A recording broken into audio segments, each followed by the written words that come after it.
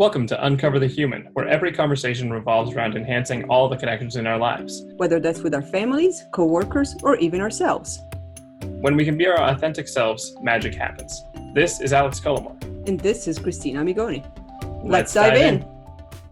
Hello, and welcome back to this much more antagonistic episode of Uncover the Human. We've decided we're going to so you can press stop now before you even know what it's about.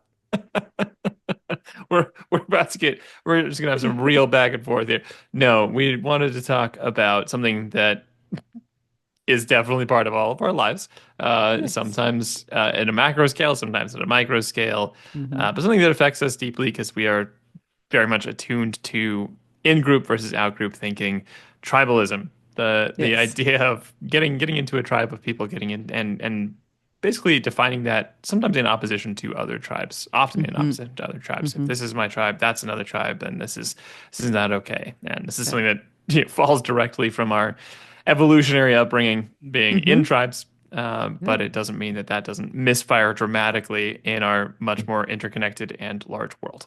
Yeah. And it is something we're not going to stop doing or stop searching for. We are hardwired to figure out which tribes we belong to if we have a tribe, because tribe equals survival. Yes, and it is survival. Being part of that group is being part of the thing that will help you survive and that you help survive. You help support. So it's understandable and very natural, and we're never going to stop feeling the group pull of this is our group, that's not our group. It's kind of funny that we often do things like, well, I mean, high school is just so cliquey, and so is middle school. Middle school is just all kinds of cliques. Because the rest of life is not. Yes. That's just when we can most accurately see them, and we're in a group of like 400 people where we see, okay, we can see where the cliques are. But at work, we all have groups, we all have departments, we all have just groups of people we've gotten used to talking to, maybe gotten used to ignoring, maybe gotten used to being frustrated by, whatever it is. We judge entire groups rather than being curious about the individuals. Yes, that's actually a great starting place, thinking about tribes as groups. We think of it as like everybody who is a part of this group has all of these traits, and I love/hate that. I don't know, whichever one it is. I love all of that. I hate all of that. That means everybody who associates with this group is terrible. And we've seen 1,000 different iterations of this through human history. I mean, there's things like McCarthyism in the 60s, where you can just throw out the word communist. And because there were so many scary implications of that became, a witch hunt of communism. And you could blame people of being communist, and it became, painted with the entire brush of whatever that meant for people. That's the dangerous part of this, is that you can end up painting with you always end up painting with broad strokes, because it's very hard to interpret the world one person, one event at a time. We try and see patterns, we try and see tribes, we try and see categories.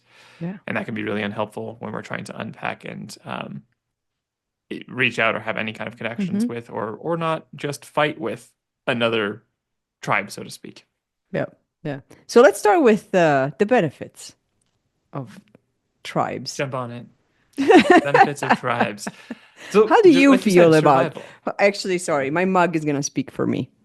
How does that make you feel? How does that make you feel? I think you hit on a really important one. It's survival. There's a feeling of belonging. We are social animals. There is actually it satisfies primal needs. We do need to feel like we have a group. We feel like we have some belonging.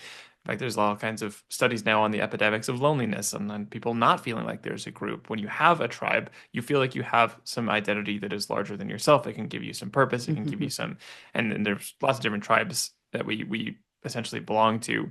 But when we do that, we have that feeling of community. We have that feeling of support, that feeling of, hey, there are other people who are also like me. I'm not alone. I'm part of something bigger than me. I would happily contribute to this. This means something to me that is beyond just myself. This is something that I think it does connect us to something that's larger, and it gives us support. It gives us people that we can lean on when we're in times of need, people that we can help when they're in times of need, and people that we would gladly do so. We would gladly bend over backwards people often talk about humans being, selfish or closing off. And yes, they do sometimes close off from each other. But there's also tales, if you look around for them, of people going and bending over backwards to help the people that they Yeah. are close to, that they relate to, Hmm. whether that's their neighbors, whether that's their family, whatever thing that Yeah. they have defined as their circle, people will often go to extreme lengths to help and support that. Yes. And we need it. I mean, Yes. a big reason why there is a huge loneliness epidemic, and which has impacts all over the place. It has health impacts. I mean, loneliness has been linked to, or it has been equated to smoking 2 packs of cigarettes a day. That's the health impact of not having a community, of loneliness. It has a community impact because now the community is not a full functioning community, and there's just well-being, social well-being's impact. There's emotional impact, and so we do need it. We do need tribes. We do need our communities. So we seek for it because we need it. It is wired for us to belong and to be part of community, not to be alone. So it's a big piece, and the other side of that is figuring out, are we making another group an enemy now that we belong in this one? Or are we just focused on helping and being part of a community and bringing the best that we can to be part of the community? Yes. So understanding when it is support and when it is not. And one thing that strikes me is the people often talk about the journey through life where we kind of, we're kids, we are a part of like a family group, then we become like teenagers and we do a lot to try to fit in. We tend to do a lot to fit into whatever is there. And then we spend a lot of time in adulthood trying to become more of ourselves instead Hmm. of who we became to try to fit into groups. And so I think that that's a huge aspect of the both uh, benefit and trap of tribalism is that we can end up kind of forming ourselves towards a community Hmm. and losing ourselves in that. And whereas a community, and one of the expressions that I've heard on this one from I think Scott Peck's book on a different drum was talking about soft individualism rather than rugged individualism, where everybody is essentially an individual within a community. They have Hmm. all of their own personalities and expressed unique personhood, but as a collective, they all Hmm. allow each other to have that. So you're not just conforming to one group ideal. And I think that's a huge red flag when you start to feel like you're part of a tribe that you have to change yourself for, Hmm. that you have to be part of, or there are essentially standards for that don't necessarily fit you, that start to really bend who you are, who you were, to try and fit into that box because that box is often defined when you're not in that, then you're in another tribe. And Hmm. that's where you start to enter exactly what you're talking about, which is Yeah. out of that tribe is the enemy. Out of that Is the tribe is enemy. bad. Yeah, exactly. And it is sometimes out of the tribe is loneliness.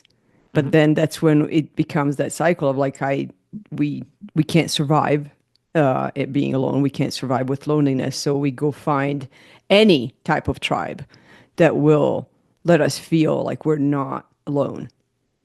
Yes. And this poses some real challenges for general society. This is something that has been studied for hate groups.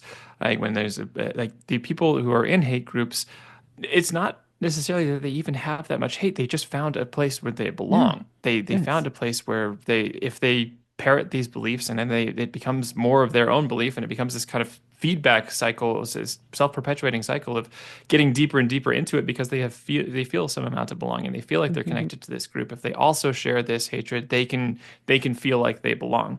Of course, there are incredibly dangerous implications of that that can become violent, that can become Hmm. really, really antagonistic, if not violent.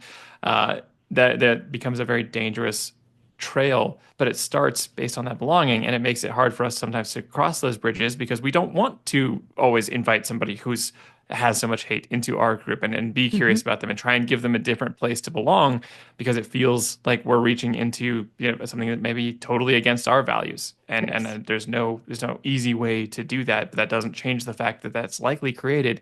Those groups were created because it's a tribe, because it's belonging, because they found some kind of solace. Yeah, indeed. So how do we lean into the necessity and benefits of being in community, of having a community, being part of a tribe, without making everything around outside of that tribe the enemy? It's a I don't great have an hypothetical answer. question, and we should send that out to the notice. Yeah, I don't have an we'll have a answer. very succinct answer for this, I'm sure.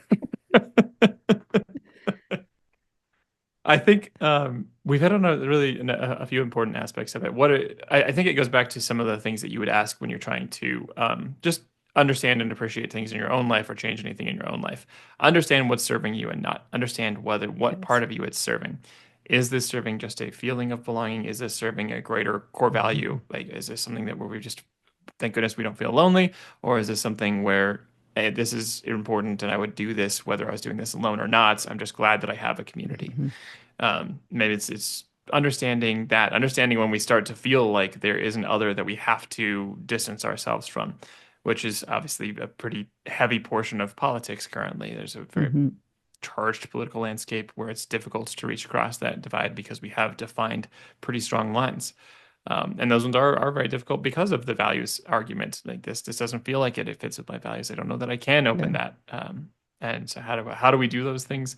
I don't know. But I think that asking yourself what's really serving you is a good Mhm. place to start, and whether this is something that actually benefits things that are important to you. Yeah. Yeah, definitely. And I think also understanding or being very clear with how much authenticity we can show up with. So, in the community, in the tribe that we either think we belong in, or we're building, or we're part of, do we feel like we can show up as our full selves? Can we show Mm. up as our best selves and our true selves and still be accepted? Or are we kind of back in middle school and high school and, well, many other times in life where we have to mold ourselves, where we have to hide some parts and exaggerate other parts which may not be true about who we actually are to fit in, to not be excluded, because exclusion is the opposite of survival. Exclusion means loneliness. Exclusion means, the end. It's suffering. And so is it, are we being accepted? And that can change. So just because that's possible one day, it may be gone the next day. And then we have to continuously rebuild and reevaluate where's my tribe? What's my community that is actually accepting me as we grow, because we also grow. And I would say that's also the other thing to look at. Like, can the community help you grow, or is the community, the tribe, forcing you to shrink instead of growing? Yeah, that's a great way of putting it. I think that that touches on both the thing to look at as well as the reason it's difficult because it is survival. It is something that can easily be just triggered, essentially as an amygdala response. It's something that is so Hmm. base level to our survival that our brain will try and get us into belonging because that's survival more than it will get us into acceptance. It's like Hmm. almost a Maslow's hierarchy. Let's get to belonging first, and then let's get to like it accepting me. Um, so that presents us with the opportunity in the modern world to try and train ourselves to understand that there are other communities out there. And this is maybe one benefit of social media, where some of it may have absolutely created a lot of tribes and bubbles. Hmm. There's also the understanding that there's a bunch of other tribes and bubbles. So if you're feeling like this one is pushing on your identity and it's not what Hmm. you want to be, but you feel like you have to be it to be part of that community, there are other ones out there, and that's Hmm. a hard thing to accept consciously because of the pain of changing a group and the worry that we might not belong in another one and that we don't want to let go of the one we currently belong in because those are all survival triggers. Hmm. But there are chances for us to try and consciously challenge that a little bit and be like, there will be more, there will be another place to land. I know that the world is wide. There's places to be. And Hmm. that is not way easier said than done, but something to keep Yes. in mind because we are going to be triggered for survival reasons, which is going to make it really hard to fight Hmm. into those and to find those conscious ones. But Hmm. there are also, because the world is so wide and we are so interconnected and we do have the internet, we can see that other groups do Hmm. exist and trying to take that leap of faith on ourselves that we can find one that better fits and that isn't trying to mold us. Yeah, indeed. And then remember, yes, there are groups. We look to be part of a group. We build groups.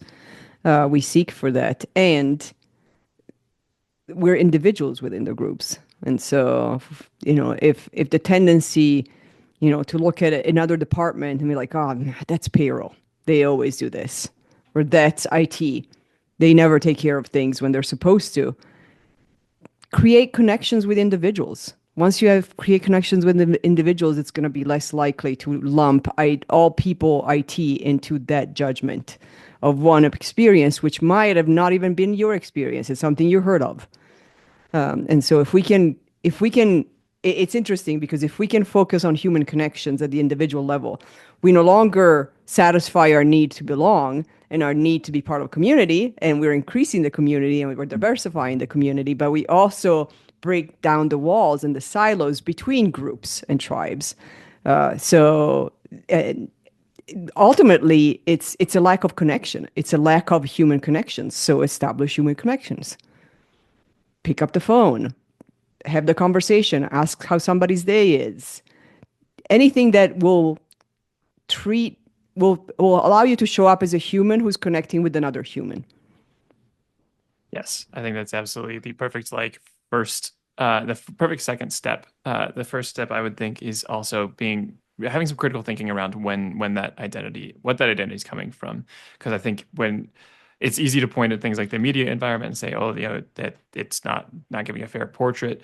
It's easy to look at and that's true. That we're going to go through the things that are sensational. That doesn't make them the common case. That just makes them the sensational case, and then we paint the whole with that one extreme story.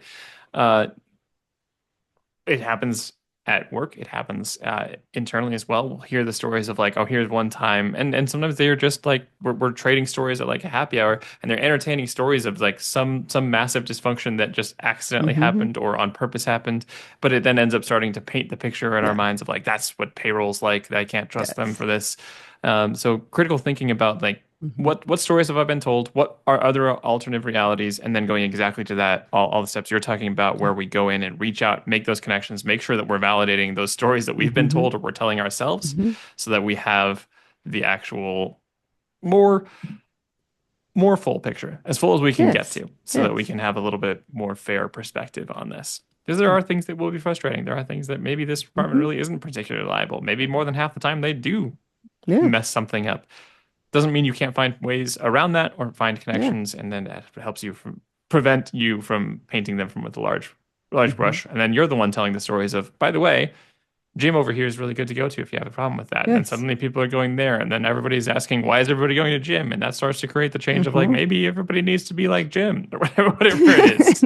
Be Jim. Be Jim. Yes. Yes. Yeah. And in those human connections, it's okay if it doesn't work out. Not Hmm. everybody has to become part of the tribe. Not everybody has to become in the inner circle of community or even the second circle of community. There are different circles of communities around us. And some people will never belong to any of those circles, and that's okay. Yeah. It's just like we don't need to belong in every single circle either. And also doesn't mean you need to, try to crush that other circle and make Yes, sure it doesn't exactly. exist. Like It it can doesn't just make it the exist enemy. separately. It just doesn't make it a circle you want to have, you want to invest in. It's not an Yes. enemy. Yeah. It's just another circle. Just another circle. Yes. It's good. That'll be our episode title. It's just Huh. another circle. Throw the circles in the ears and see how many you catch.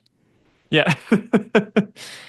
And that's a good point too when we talk about loneliness. I think it was Vivek, not Vivek, no, that was the Republican candidate. No, Vivek, the Surgeon General under Yes. Obama talks about loneliness, and I think he was the first place I heard this idea, but it might not be his, about there being like four levels of closeness of relationship. There's Mhm. like your closest, your intimate relationship with like a partner or a spouse, and then there's your second circle, which is a little bit bigger, maybe like five people total of Mhm. really close friends, really close people that you lean on, you talk to. That's your second level tribe. That's this really close friend. Then there's the more abstract, like, hey, I have friends or an understood Mhm. community, and then there's the wider one, which is being part of an even broader context. And there's obviously, as you can probably tell just in imagining those circles, there's different levels of connection you feel with all of those, Yeah. but all of those are necessary portions of us feeling less lonely. We need to supply the the Hmm. need in each of those levels to whatever extent that we feel that it might be a little bit different person to person, but those are all four important aspects to think about when we're trying to work on our own loneliness. And there's no way we're going to Hmm. get that perfectly all the time. It's just something to think about, like, oh, maybe I'm Yeah. missing more of this circle. Maybe I need to Yeah. invest more in that. Hmm. Yeah. So they're fluid circles. Hmm. They're fluid because yes, sometimes we invest more in one and versus another one. They're fluid because the members of the circles change. We grow, they grow, life happens, we make choices, and sometimes we take somebody out of a circle and we add two more people into a level that were not there before. Yeah. And that's natural. And it doesn't make it hard easier. Doesn't mean there's not a grieving process as things change. Yeah. Doesn't mean that Yeah. we can just accept all that, but we can at least know that it's natural instead of thinking, Yeah. why can't I keep these circles Yes. forever? We can Yes. know, yeah, this is just a natural portion of it, Yeah. and I have to get comfortable with the discomfort of, yeah, Hmm. this is something that I think has to change just because I think it has to change. Yes. Indeed. So happy So tribing. enjoy your fluid circles. Enjoy your Tribes fluid tribes circles. aren't Yes. necessarily bad. Just don't make them bad. Yes, exactly. Find your community, build your community. Maybe don't make the other communities enemies. They can Yes. just exist without being the enemy. Yes. Or, you know, start a war. Yes. Either way. Thanks Do for your listening. thing.